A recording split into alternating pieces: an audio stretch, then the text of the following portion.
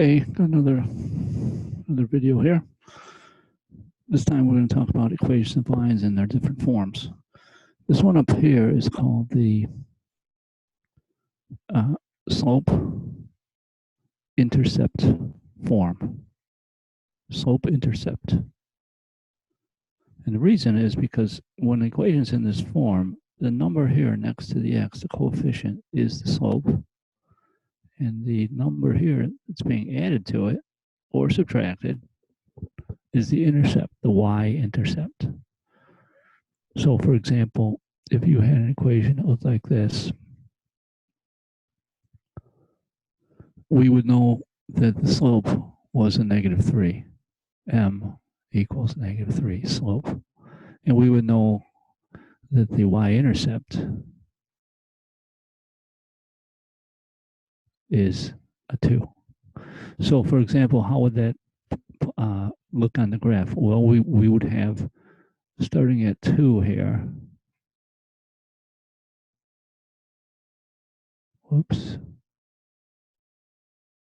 Starting at 2 at this point, 0, 2, the y-intercept, if you went down 3, 1, 2, 3, and over 1, you'd be at another point on the line. Because what I've drawn here is a line that has a slope of -3 over 1. Okay, change in y is -3, and the x is a +1. So you would have then the line that looked like this. Okay, and of course a little bit straighter than that. So that's what the benefit of this form of the equation is. Having the equation in this slope-intercept form gives you a lot of information right there. Okay, easy for graphing also. All right, this form up here is called the standard form. It's not as useful as the slope-intercept form, except if you want to just say, okay, write your equation in standard form. And for instance, the equation that we have here could be written this way if you just moved that x term over by adding it. And if you really were a stickler for detail, you could say this is the same thing in the exact form. AX plus BY equals C.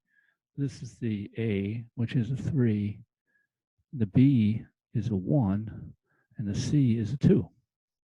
So that's the form, standard form. AX plus BY equals C. Okay, now how can we use this? Well, let's look at an example.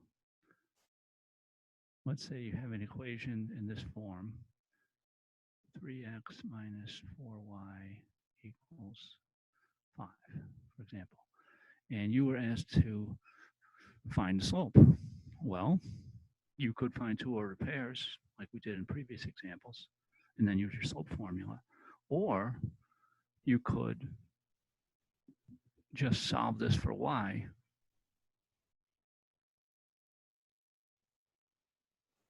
Which I'm going to do now. Okay, that step was just subtracting 3x from both sides. So we ended up with a -3x on the right side. And then I would divide. Okay, I'll show you this step. Divide by that -4. So you get -3 over -4x, and then plus a 5 over -4. And that would reduce here on both sides. You'd end up with 3/4 x minus 5 over 4. So you can see right away that you have a slope 3/4 for that line. Okay. You also get the benefit of having the y-intercept right in there also. So not only do I have the slope, but I also have this number here, y-intercept,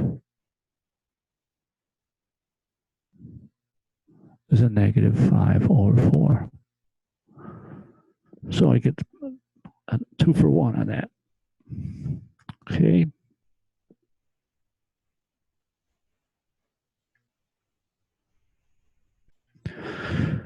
Now, another benefit of having that form handy is that we can write equations. For example, let's say somebody told you that they wanted you to write the equation of a line that has a slope equal to, let's say, -4/3. And they said that there was a point on that line, let's say, the point was 3, 6. Okay, so now if you want to start with writing an equation to fit this information, you would start with y equals mx plus b. This is one way to get the problem done. Now, I know the slope is -4/3, so I can put that in right away. However, I don't know what b is yet because this is not the y-intercept. This is just a 3, 6. It's a random point out there. It's not on the y-axis. For it to be a y-intercept, this would have to be a 0. The 3 would have to be a 0. So we'll have to figure a way around that. Okay, so we're back here. Let's see. So in here, then, I don't know what that number b is yet. So what I'm going to do is, I do know this point is on the equation. So if I, on the line, so if I substitute my numbers in here, whatever that is, it will determine what the b is. Because this is an equation with just one unknown b. So by solving this, now notice that 3 cancels, and this is a -4. If I add that to both sides, I get a 10. So b is 10. That means I'm done. I can write this as -4/3 x plus a 10. And there I have my equation in slope-intercept form. You can fix this and put into, so this is slope-intercept form. If they ask you for that, or if you need that, you have it. Now, you might want the standard form. So to get the standard form, you have to get this x term on the other side. So if you add that, you'll have a 4/3 x plus y equals 10. If you don't like these fractions in here, you might also see it written this way. Multiplying by a 3, you would see this. And then it looks a little nicer without the fraction in there. It's easier to write it and so forth. So this would be your standard form. Okay, there's your standard form of the line. This one was the slope-intercept form. Just a special way to write it. Okay, so that's how we handle that situation.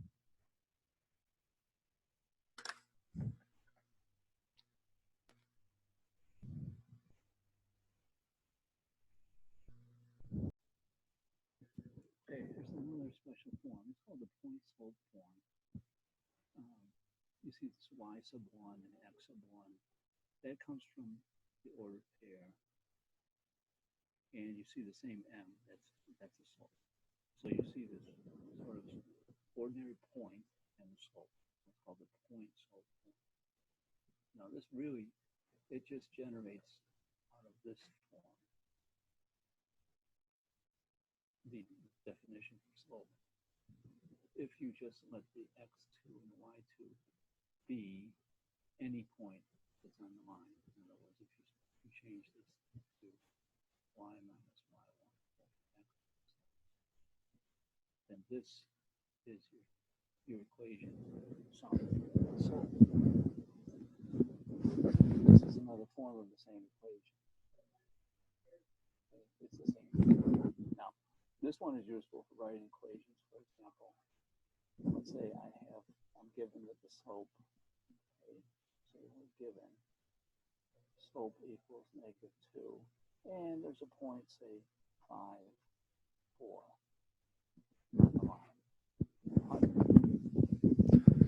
Okay, I'm going to go back through this.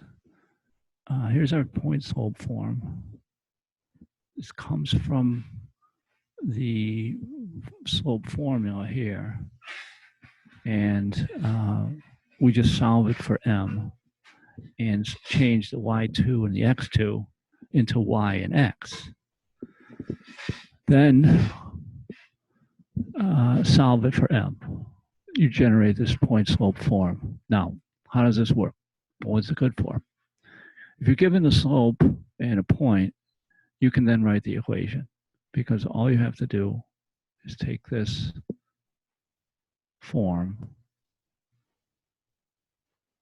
and substitute in your known quantities here. So I would have a y minus a 4 equals -2 times, and don't forget the parentheses, x minus 5. So it doesn't look all that great, but it is the equation. And you could fix it, expand the right-hand side, add that 4 to both sides. So in a couple simple algebraic steps, you can simplify and rewrite this equation. So here we have a nice slope intercept form. And that's probably better than this original form right here. This is a lot nicer down here. So that's how we could work that other form, the point slope form. Both the three forms are considered useful, but I would rate, I mean, you have the three forms now. You have the y equals mx plus b. You have the y minus y1 equals mx minus x1. Okay, this first one is your point or slope intercept form, and this one is your point slope form. And then you also have your standard form ax plus by equals c, which right now we don't attach too much usefulness to that one.